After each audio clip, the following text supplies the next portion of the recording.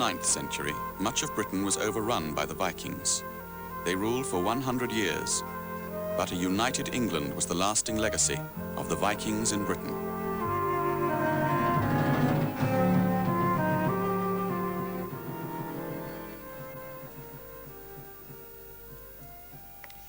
By AD 800, the English had embraced Christianity with enthusiasm, and a magnificent Christian civilization had come into being, especially in Northumbria in the age of Bede and of Alcuin of York. Here, north of Humber, as the region was called, at centres such as York, Lindisfarne, Whitby and Jarrow, men and women lived in religious communities which housed some of the most gifted scholars and craftsmen in Western Christendom. By now, the political map of Britain had taken on a recognisable shape. The Anglo-Saxons had consolidated their hold on the island from the Firth of Forth and Galloway in the north to Dover and Exeter in the far south. The Scots in Argyll had not yet conquered the whole of what we now call Scotland, but they had succeeded in evangelising the Picts in the north and east of the country. The Scottish Church on Iona had become not only the headquarters of Scottish Christianity, but also a major cultural centre whose influence was felt as far afield as the court of the new Frankish Empire. Many of these centres of sanctity and learning throughout Britain were sited in exposed coastal areas. While they were off limits to a turbulent native Christian aristocracy, they were sitting targets for heathen neighbours overseas who eyed them from Scandinavia as shop windows crammed with the loot of centuries of Christian piety in the British Isles. Suddenly, and without warning, ferocious seaborne invaders from northern Europe descended on Britain. They not only destroyed much of this outstanding cultural achievement, but they also altered the whole course of British history. What were these invaders like, and how can we account for their astonishing success? They call themselves Vikingar, Vikings, and they came first from the fjords of Norway in search of land in the Scottish Isles and loot from the coastal monasteries of northern England. This is how the Lindisfarne community may have remembered the first ravages of heathen men who miserably destroyed God's church on Lindisfarne with plunder and slaughter on June the 8th, 793. Hit-and-run raids on Britain and Ireland increased in intensity over the next century, with scarcely a single monastery escaping the piratical greed of the invaders. Eventually, as word got back to Scandinavia of the rich pickings to be had in England, a full-scale seaborne invasion was launched from Denmark in 865 with a view to the outright conquest of the Anglo-Saxons. This invading force, known to English observers as the Great Heathen Army of Danes, similar to that depicted on the Bayeux Tapestry, arrived off the coast of East Anglia in as many as perhaps 300 or 400 Viking longships in the autumn of 865. The invasion was masterminded by the Danish king Ivar. Believed to have been the son of Ragnar Hairy-Breeches, Ivar was said to have invaded England to avenge the cruel death of his father, Ragnar, in a Northumbrian snake pit. That English snake pit was a figment of the gruesome Norse imagination. But Ivar, as commander of the great Danish army, was all too real. He and his warriors swept across the eastern lowlands of Britain like a knife through butter. In 4 years, the invaders had toppled 3 of the 4 Anglo-Saxon kingdoms, Northumbria, Mercia and East Anglia, old English kingdoms and kings which were to disappear forever, leaving English Wessex alone holding out in the far south. By the 870s, Danish yeomen were settling down to plough some of the richest soils in England. The way in which we view Vikings depends very much upon our point of view. Romantics in Wagner's Germany, in Victorian England, and obviously in Scandinavia itself, view the Norsemen as blameless, freeborn warriors who symbolized all that was best in Germanic society and whose heroism foreshadowed the greatness of the British and German empires.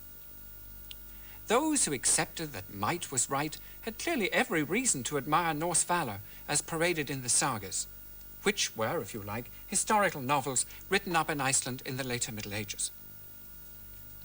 A trendy view, which gained ground in the 1960s, saw the Vikings as a rather misunderstood lot, who got a bad press from the narrow-minded monks of Western Christendom. They were seen as a bunch of well-meaning, long-haired tourists who now and then roughed up the natives in Western Europe. A more patriotic view, held by traditional British and French scholars, has sided with the monastic chroniclers in seeing the Northmen as a barbarous scourge bent on the destruction of Western civilization. It is the historian's task to sort out the fact from fairy story in Norse sagas and to seek a balanced and accurate view of how the Norsemen behaved and what they achieved when they arrived in Britain. We can dismiss any illusions we may have about Norse valor. The Scandinavian image of the swashbuckling hero seeking immortal glory against all odds simply does not hold up to close scrutiny. No advantage was too mean for the Vikings to exploit, and they consistently, and from their point of view, sensibly, followed a strategy which brought them victory at the lowest possible cost in Norse lives. Vikings rarely fought battles on the open ground, preferring to lure their enemies into ambush or to catch them unarmed and unawares.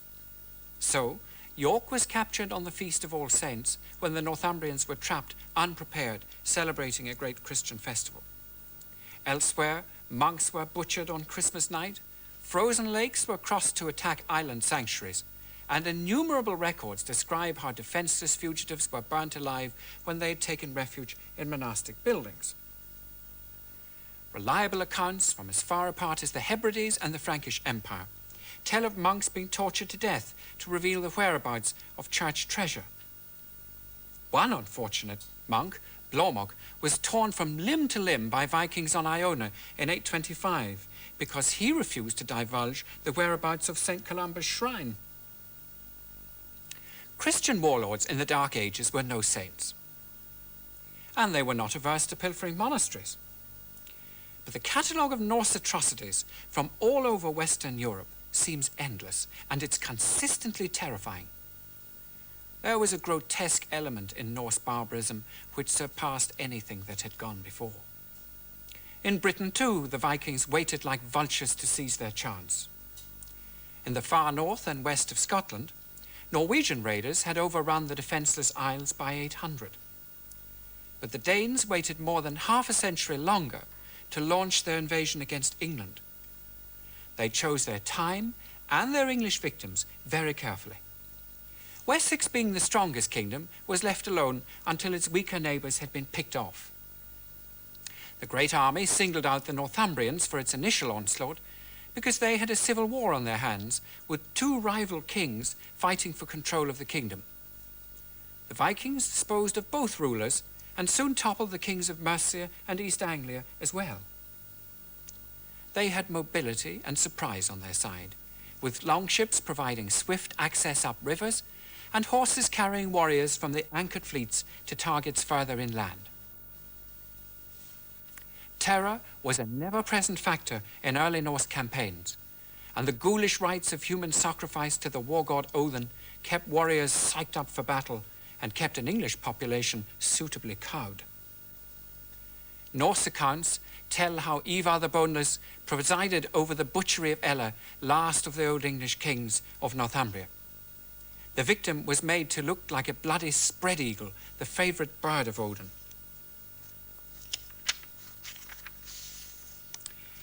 Ivar caused the blood eagle to be carved on the back of Ella, and they cut away all of the ribs from his spine, and they ripped out his lungs. Next, it was the turn of Edmund of East Anglia, a Frankish monk, Abbo of Fleury, who wrote a century after Edmund's death at the hands of the same Ivar, tells us that after his capture in battle against the Danes, St. Edmund's ribs were laid bare by numberless gashes, as if he had been tortured on the rack or had been torn apart by savage claws. Edmund was slain in November 869. His Danish enemies were now the undisputed masters of England from the Tyne to the Thames, Wessex alone remained unconquered by the Norsemen, who launched their attack on that kingdom at Reading in the spring of 870. To make matters worse, a great summer army of Danes arrived at Reading to reinforce the invaders who were already in control of the town. The final struggle for England had begun. In the midst of this crisis, Alfred succeeded to the throne of Wessex. Only his beleaguered kingdom stood between the Danes and the conquest of all England. Alfred did not save all of England from invasion and military conquest in the longer term. But his achievement in saving Wessex and in the promotion of English learning was to gain precious time and thereby to preserve the Englishness of England. Future generations of English and Norman alike would look back to Alfred's reign as a triumph for early English civilization. It is very difficult to recover an accurate picture of this king's reign, since he himself kept tight control over how the history of the Danish wars were written up in the Anglo-Saxon Chronicle. This unusual king became a legend in his own lifetime, and to this day, tales such as that of Alfred and the burning cakes enjoy a hallowed place in the folklore of the English nation. Alfred's success can be put down to the king's own intelligence and to no small amount of luck. Contrary to popular opinion, he was not a very successful warrior king.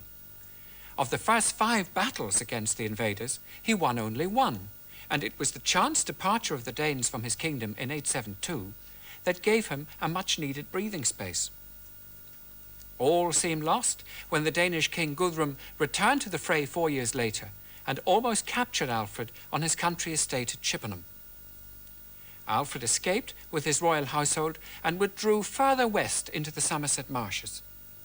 In this beleaguered situation, he was forced to think up a new strategy if he and the small band of warriors who still remained loyal to him were to survive.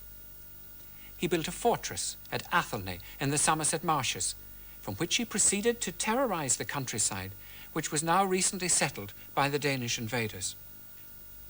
Meanwhile, the great army had itself been whittled away. The invaders had by now been 15 years in the field, and most had settled down to till the soil across the length and breadth of England. Alfred had reversed roles with his enemies, he now being at the head of a warband constantly on the move, and the Danes trying to protect their farms and children.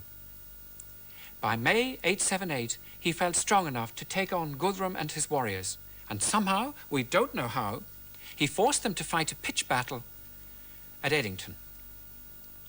At Edington, Alfred fought and won that amazing victory which turned the reign of a fugitive king into a long-remembered triumph. Not only were the Danes defeated and forced to withdraw from Wessex, but Guthrum and his chief warriors were forced to accept Christian baptism. We must be careful not to overestimate Alfred's military victory or to underestimate the passing mention of Guthrum's baptism. Guthrum was still strong enough to treat with Alfred as an equal, and he withdrew honourably to East Anglia, where he ruled until his death. But by accepting Christianity, Guthrum was turning his back on the dark and bloodthirsty rites of Odin, and was paying lip service, at least, to the more civilized rules of Christian life. Within a few years of the brutal murder of King Edmund by Ivar, silver pennies commemorating Saint Edmund's martyrdom were circulating among Guthrum's newly converted Danes of East Anglia. After the defeat of Guthrum by Alfred, the Danish colony south of the Humber developed along separate lines from that in the north of England. The southern Danes in Mercia and the Danelaw, being weaker militarily, were more quickly absorbed into the Wessex scheme of things. Further north at York, where Danish rule was strongest and survived longest, the conquerors were just as quickly influenced by English life and customs. The Vikings, as their own Norse poet wrote, kept the people of York wrapped up under the helmet of their terror. Yet the Northmen were eventually taken captive by English techniques of writing and government, and of course of religion. Since the Church was the most powerful English organisation which had survived the fall of the Old English monarchy, the Vikings had no choice but to do business with it. This alliance between northern English Christians and the Danish invaders was not always understood by patriotic chroniclers in Wessex. Southern Englishmen found it difficult to understand, for instance, how the Archbishop of York had given Christian burial to hateful Danish kings in the hallowed setting of York Minster, alongside the tombs of ancient kings of Northumbria. Excavations in York Minster have uncovered just such Viking tombs in the vicinity of the Anglo-Saxon cathedral. Quite remarkably, one of these stones even shows a man dying in a snake pit, reminding us of the Danish legend that Ivar the Boneless conquered Northumbria to avenge his father's death in just such a pit. From this time, too, we find the York clergy helped to design and mint a series of coins for the new Danish kings. Illiterate Viking rulers such as Knut, commemorated on this silver penny about the year 900, were in no position even to read their own names on these coins. But they were, no doubt, eager to ape the King of Wessex in having a coinage of their own. Coinage, like writing in Christianity, was a novelty for the Vikings, but it was also essential if the Danish colony in Britain were to survive. The killing and looting could not go on forever. Besides, there was a limit to monastic treasure, and the violence and brutality of early days had to give way to more settled conditions of farming and trade if Norse women and their children were to be attracted from Scandinavia. We know that women came with the warriors from the beginning. The Anglo-Saxon Chronicle speaks of them in Kent and Essex as early as the 890s, and their bodies have been found in pagan Viking cemeteries at York and Dublin, laid out in death with their Scandinavian rings and adornments. We even have pictures of what these Viking ladies looked like, with their gowns and hair tied back in plaits, as depicted on this Norse stone at Gosford in Cumbria. These Scandinavian ladies established households in the towns and countryside of eastern and northern England, as at this farmstead high in the Pennines at Ribble Head in North Yorkshire. Such households needed peace to survive, and so the aims of Norse farmers and their women began to coincide more and more with those of the conquered English population, and to move further away from the heady world of beer-drinking psychopaths of an earlier generation. This is why neither the trendy view of the innocent Viking nor the image of the bloodthirsty berserk can ever do justice to the historical picture. We gain yet a further insight into Viking life when we view the timber homes of Danish colonists crowded together in 10th century York and in the sister Viking town of Dublin. Wattle and plank walls of houses have been uncovered, standing to a height of more than a metre. These buildings, which stood end on to the street, housed the traders and craftsmen who built up Scandinavian York and Dublin into leading cities in the Viking world. We find tanneries where hides were prepared for the important leather industry. Finished products in leather included shoes, belts, scabbard sheets, armour, and so on. We also find extensive evidence for the working of bone and antler into combs and other items, while Vikings who came from traditional fishing grounds in Scandinavia traded in salted and dried fish. It was Viking trade and industry which revived urban life in the old decaying town centres of Britain, which had died, commercially at least, after the withdrawal of the Roman legions some 400 years before. As the burghers of York and Northumbria grew ever richer, rather than submit to men of Wessex who never had any claims on York, Wulfstan also had to consider the future of his own powerful position in the Anglo-Danish Church, if he were not to be overshadowed by Wessex and the Archbishop of Canterbury. So, as the 10th century progressed, the struggle became complicated by age-old hostilities between the Northumbrians and southern English. As for the King of the Scots, he also preferred to see a friendly Danish buffer kingdom in northern England, between himself and the ambitious kings of Wessex. So, a great alliance was formed against Wessex between Olaf, King of York and Dublin, and Constantine, King of Scots. Wessex was at this time ruled by Athelstan, grandson of Alfred the Great, and he met the combined armies of York, Dublin and Scotland at a place called Brunanburh in 937. It was here, on this unidentified battleground, that the House of Alfred won its greatest military triumph. The Anglo-Saxon Chronicle leaves us in no doubt as to the outcome. In this year, King Athelstan, lord of nobles, dispenser of treasure to men, won undying glory by the sword's edge in battle round Brunanburh. Their enemies perished, the people of the Scots and the Norse pirates fell doomed. The field grew dark with the blood of men. Never yet in this island, by what books tell us and our ancient sages, was a greater slaughter made of an enemy army by the edge of a sword. But while Wessex won, there were heavy casualties on both sides, and both Constantine of Scotland and Olaf survived to fight another day. Besides, Athelstan died 2 years later, and Olaf returned to attack Athelstan's younger brother and successor, King Edmund.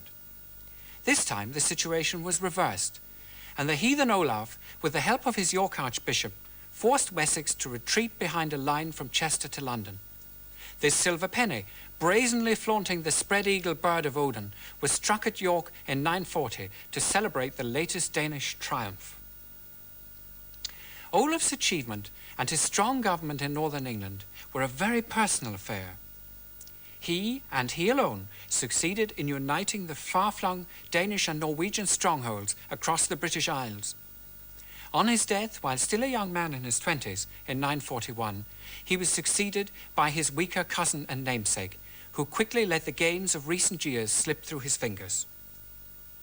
Wulfstan and the Northumbrian Royal Council now play their last desperate card in the struggle to preserve northern independence. They invited in the notorious Norwegian king, Eric Bloodaxe, who had recently been expelled as a tyrant from his throne in Norway. He was welcomed in York with his queen, Gunhild, in 948. For the next 6 years, Eric Bloodaxe held on to his precarious York throne in defiance of every neighbouring kingdom in Britain. Such an unstable situation could not last. Eardred, the new king of Wessex, captured Archbishop Wulfstan of York and brought him a prisoner to the south. It was a bold move, and it worked. Without the crucial support of Wulfstan, the fate of Eric Bloodaxe and his Danish kingdom was sealed. The history of Danish York ended as it began, in a welter of violence. Eric fled from York in 954 and headed north and west along the old Roman road to Carlisle. He and his party were ambushed as they fled across the heights of Stenmore in the Pennines, and Eric and his 4 attendant kings all fell in the carnage. The fall of Eric Bloodaxe and his Danish kingdom left Eardred of Wessex undisputed ruler of a new united realm of England. Paradoxically, it was the Danish invaders who were ultimately responsible for uniting England under the rule of one English king. Northern England had experienced almost a century of Scandinavian rule, which was to leave its mark not only on the place names of the English landscape and on the street names of York, which was to affect the whole future of English life. The Viking invasions had turned England into an Anglo-Danish land, introducing a new class of merchants and urban craftsmen, as well as a free land-owning warrior caste in the north and east, whose way of life and language was to have a significant influence on English society. Scandinavian art forms were to dominate English craftsmanship in the 10th and 11th centuries, and examples of these new styles survive from places as far apart as St. Paul's Churchyard in London and Gosforth in Cumbria. In the longer term, this Danish colony prepared the way for the conquest of England by Canute and ultimately for the conquest by William of Normandy. The Viking Wars had rudely awakened Anglo-Saxon England out of its long and relatively peaceful slumber. A warning note had now been sounded. England had become a prize to be fought over by the Scandinavian North and its powerful colony across the Channel in Normandy.